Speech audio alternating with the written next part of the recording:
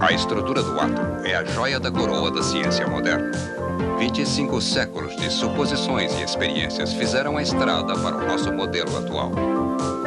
Os primeiros modelos.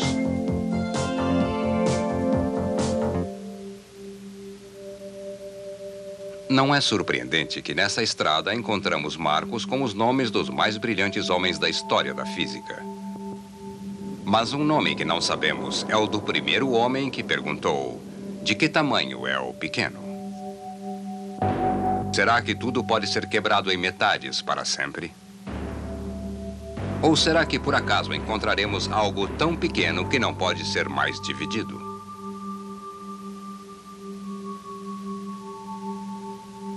Esta pergunta se estende a toda a matéria que vemos à nossa volta. Infelizmente, a história não guardou o nome da primeira pessoa que fez esta pergunta tão profunda.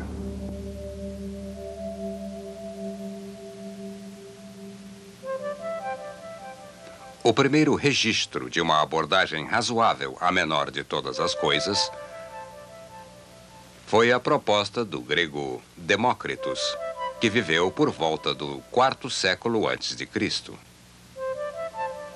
Demócritus propôs que todas as coisas que existem se compõem apenas de duas coisas: átomos e vácuo.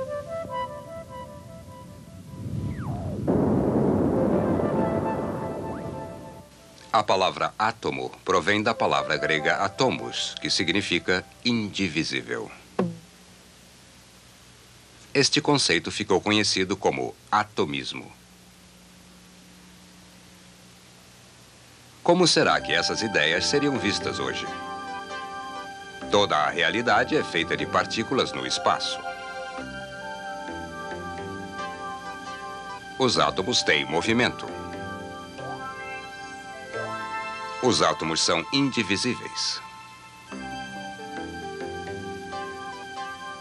As coisas existentes diferem entre si por causa da forma, do arranjo e da posição de seus átomos.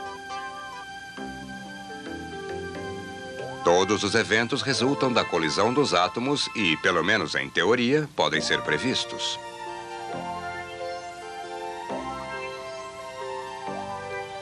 Não está tão mal assim para uma ideia filosófica sem nenhuma prova de apoio. Infelizmente, Platão e Aristóteles, que eram filósofos muito mais populares, ridicularizaram o conceito de atomismo. E talvez por causa da ideia de Demócritus de que o espírito humano poderia ser explicado por átomos da alma, o atomismo recebeu uma total oposição da Igreja dos primeiros anos.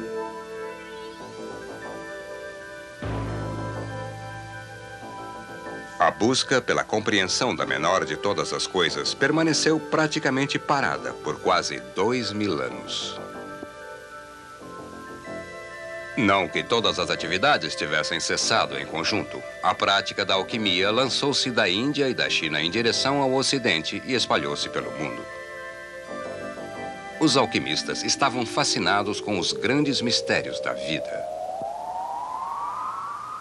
Juntamente com processos míticos como a transmutação, a transformação de metais comuns em prata ou ouro, acreditando que toda a matéria é uma substância simples e sem forma, os alquimistas acrescentaram um pouco para a nossa compreensão do átomo. Mas eles substituíram o estudo da natureza, puramente mental dos gregos, por um conceito de observação e experimento.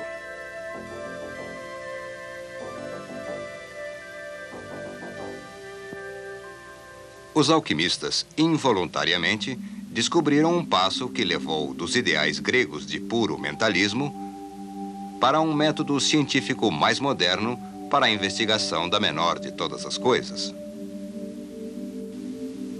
Por muitos séculos, poucos se atreveram a erigir um marco claro.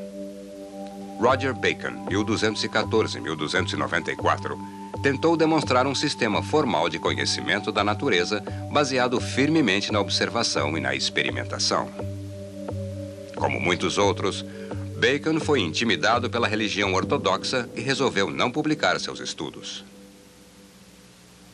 Mas, no reinado de Elizabeth I da Inglaterra, embora a experimentação ainda fosse uma blasfêmia, começava a se tornar atraente.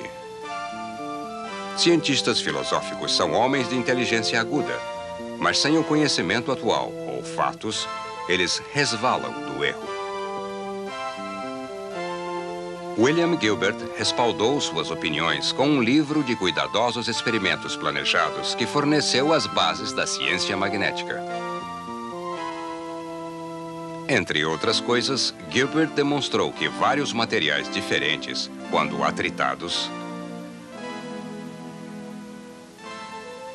têm a capacidade de atrair pequenas porções de matéria. Embora Gilbert não estivesse buscando a menor de todas as coisas, as forças que ele e outros observaram provariam ser fundamentais para a estrutura do átomo.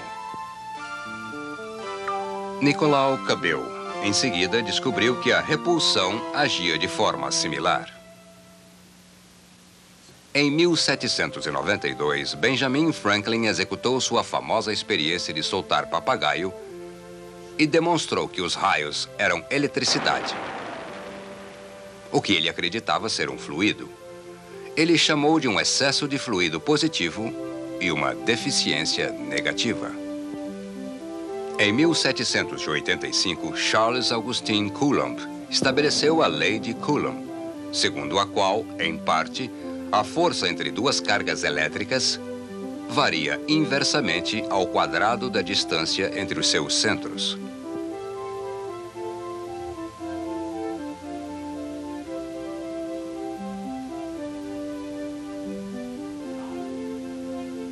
Estas descobertas seriam fundamentais para experiências que, pela primeira vez, apontavam para a verdadeira natureza do interior do átomo, mais de um século após a morte de Coulomb. Apesar dos trabalhos destes investigadores pioneiros parecerem não apontar diretamente para a nossa compreensão do átomo, um mosaico complexo de conhecimento foi se desenvolvendo. A França nos forneceu as peças seguintes. Antoine Laurent Lavoisier formulou a lei da conservação da matéria. Lavoisier criou um dispositivo de combustão no qual gás hidrogênio e gás oxigênio eram colocados juntos numa câmara e incendiados por uma centelha elétrica para a formação de água. Em junho de 1783, ele demonstrou que a massa dos reagentes era igual à massa dos produtos. Suas experiências sugeriram que a matéria era concreta e mensurável, em vez de mágica, e simplesmente não desaparecia numa reação química. Finalmente, Joseph Proust propôs que a enorme variedade de compostos químicos era feita de alguns poucos tipos simples de matéria componente ou elementos. Estes elementos, combinados em proporções constantes, formavam o composto determinado. Esta lei das proporções constantes, juntamente com a lei da conservação da matéria, levam ao trabalho deste homem, o químico inglês John Dalton. Dalton fundiria as especulações clássicas, os prodígios metafísicos, as descobertas dispersas de 2000 anos na primeira teoria moderna de matéria atômica.